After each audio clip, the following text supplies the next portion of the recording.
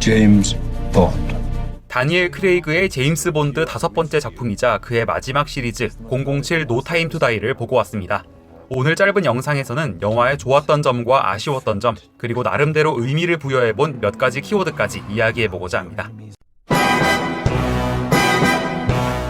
일단 제작비로 2억 5천만 달러가 들어간 대작답게 163분이라는 시리즈 중 가장 긴 러닝타임 동안 영화는 시원시원한 액션 시퀀스들을 쏟아냅니다.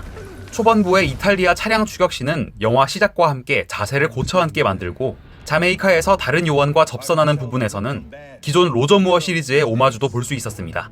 특히 본드가 30년 전 티모시 달튼의 본드카였던 V8을 타고 나가는 순간 007의 메인 테마곡 기타 리프가 터져 나오는데 온몸에 전율이 흐르더라고요.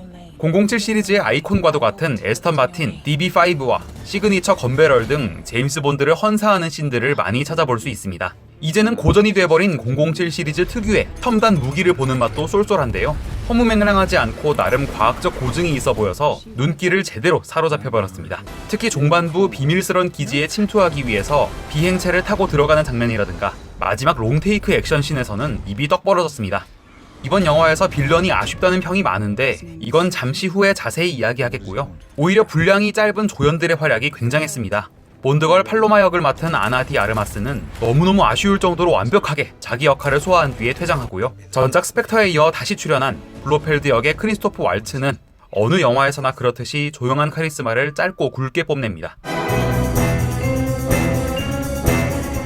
하지만 영화는 007 시리즈의 골수 팬이라면, 아니면 스카이포를 최고작으로 뽑는 팬들이라면 적잖이 실망감을 안길 작품입니다.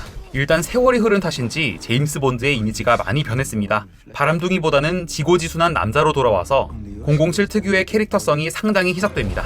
심지어 영화가 서정적인 느낌마저 들었습니다.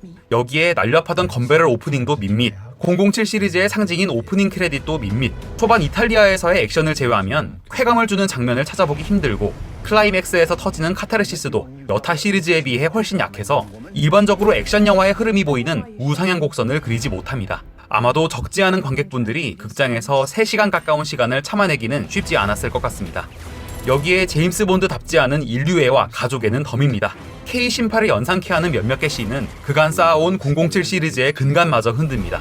마지막으로 이 영화의 빌런입니다. 저는 007의 빌런들은 다른 첩보 영화 속의 악당과는 성격이 조금 다르다고 믿어왔습니다. 세계 정복과 같은 진부한 목적을 가진 빌런이 아니라 살인 면허를 갖고 있는 제임스 본드와 닮아있는, 그래서 더 치명적인 아킬레스건이 되는 역설적인 악당을 내세웁니다. 하지만 영화에서의 루시퍼 사핀, 이 말만 많은 악당의 논리와 철학은 공감이 되느냐 안 되느냐에 앞서 다소 평면적이고 설득력이 떨어져서 짙은 아쉬움을 남겼습니다.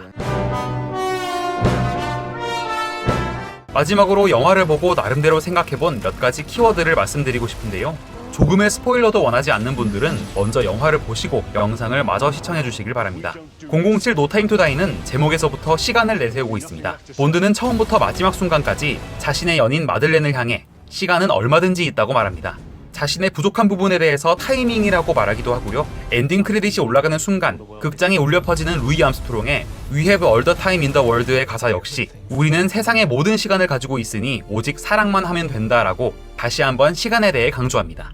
다니엘 크레이그가 연기하는 제임스 본드의 시대는 끝을 맞이하지만 007은 단지 숫자일 뿐이라는 극중 그의 대사처럼 007의 활약은 마치 시간이 지나도 언제까지나 계속될 것이라는 것을 암시하는 듯합니다.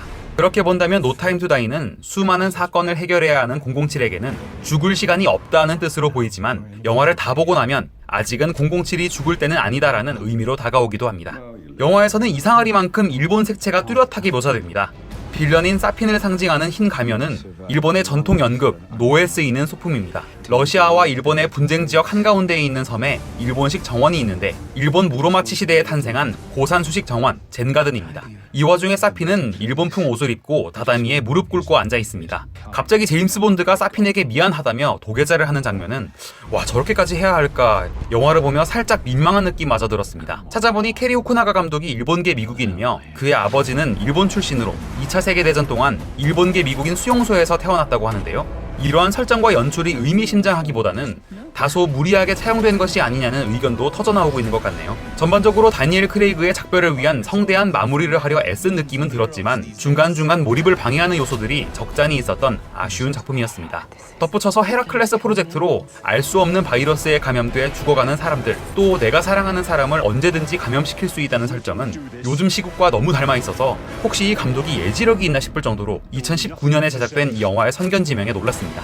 여기까지 007 노 타임 투 다이에 대한 짧은 리뷰였습니다. 영상이 나쁘지 않았다면 좋아요와 구독 버튼 눌러주시고요. 팝콘각은 다음 시간에 더 재미있는 영상으로 찾아오겠습니다.